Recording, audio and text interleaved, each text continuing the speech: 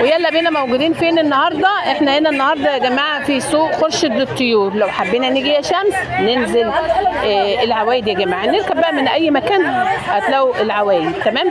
يعني من محطه هتلاقوا عوايد 45 هتلاقوا منه عوايد، عمريه هتلاقوا منها عوايد، والعجمي كمان هتلاقوا منه عوايد. المهم يا حبيبتي هي المهم، خلينا نختي في المهم.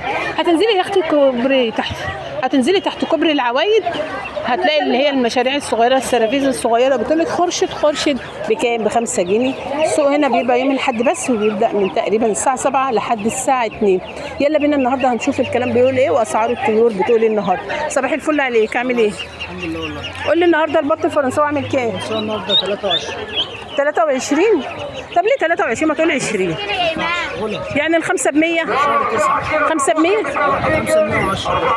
الخمسه ب110. اللهم صل على النبي. الحقوا نفسكم يا جماعه، بط فرنساوي اهو الخمسه ب110. البغال النهارده بيقول لي كمان هتبقى ب 35 يا اخويا ربنا يبشرك بالخير. ودي بكام؟ ودي ب55 جنيه البغالي. اللهم صل على النبي، اللهم صل على النبي. بلدي النهارده حر بيقول ايه؟ 13 جنيه الفراخ بلدي حر. 45 والنص تربيه ب45 جنيه. اللهم صل على النبي. واللي هنا ده بكام؟ 50 جنيه، يعني اسبوعين ويبقى حشو. طلع لنا واحده كده وريها بقى للناس كده.